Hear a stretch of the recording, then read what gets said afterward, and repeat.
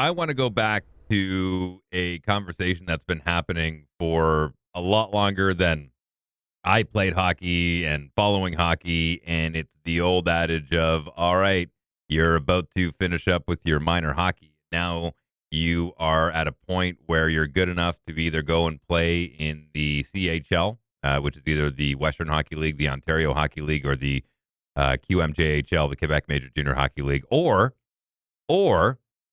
you have an opportunity to go get a NCAA level education and go play in the United States of America.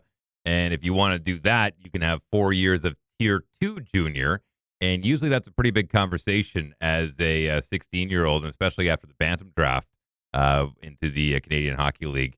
And that is no longer a conversation, as the NCAA governing body has decided that they are no longer going to consider tier 1 junior players from Canada semi-professional hockey players, which is what it's always been considered. And now I know a lot of people, this may be new to you, so let me give you just the Coles notes, and I'm not going to be able to get into all of the weeds of it because it would take way too long. The idea was because Canadian Hockey League players were taking a small sum of money and they were getting their room and board played, they were considered semi-professional.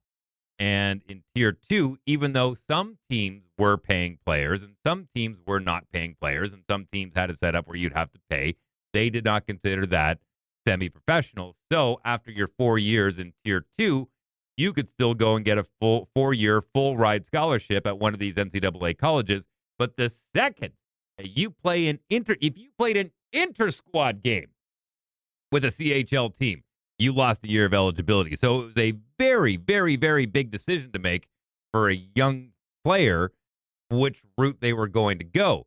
Now you can go and play 4 years of tier 1 junior hockey in Canada and still go on and play in the NCAA now, which I think is a huge shakeup. I'm really curious to see how this affects tier 2 junior in Canada, the USHL, which I think the USHL kind of thought, man, we're losing, now that hockey's getting more popular, we're losing a lot of our players that are going and playing in the Western Hockey League, because that has always been the larger percentage of players from the CHL. That was, to me, you were almost guaranteed that you would get drafted higher if you played in the Western Hockey League, because it was a closer facsimile to the style of play that the NHL has.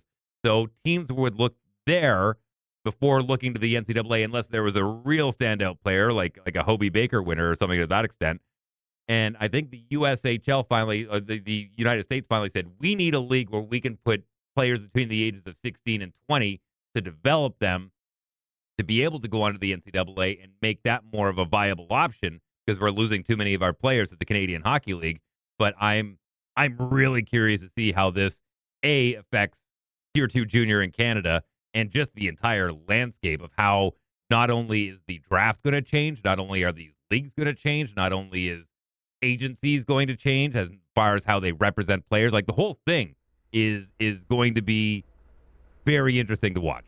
Well, I think you're going to see the end of the late bloomer, because if you're going 20, then to college for 4 years, you're now going to be replaced by the guys that are going 2021 in the Western Hockey League, OHL, QMJHL, because they're at a higher level. So I think late bloomers are going to be gone. You're really going to hurt the USHL, because the Western Hockey League guys, the OHL, the QMJHL guys, they're going to be hopping over, taking spots over there. It's a shame what Hockey Canada did when they split up the whole AJHL, BCHL, and just that whole shakeup of trying to avoid paying fees. And I agree, they were unnecessary to be paying those fees to begin with to Hockey Canada. But yeah, it's just a shame, because you're really gonna hurt a lot of kids. Well, the BCHL, I kind of feel maybe saw the writing on the wall. I don't know, but when they decided to go rogue and a lot of the teams pulled out of the BCJHL, man, like there's so much uncertainty now, and as much as it was I'm either going this way or that way. Now it seems like, am I going this way, that way, this way, that way, or that way? So now that it's just completely open, and I don't think there's necessarily a direct route to the NHL anymore. And I think you're going to see, and hopefully, I think you're going to see maybe a lot more players think, all right, that scholarship seems like it could be a really good deal. It looks like I'm going to play a lot more quality hockey, and I could play up until my mid-20s.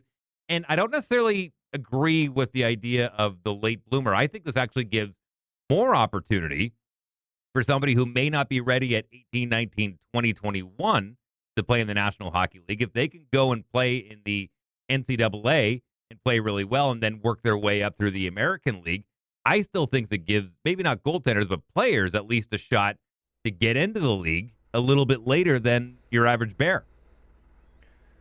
That's true, but I'm talking about the junior A guy who's playing the MJ, the SJ, formerly the AJ, the BCHL, that's 20 years old. They're now no longer going to get those same sniffs, and the guys in the CHL are going to take those sniffs.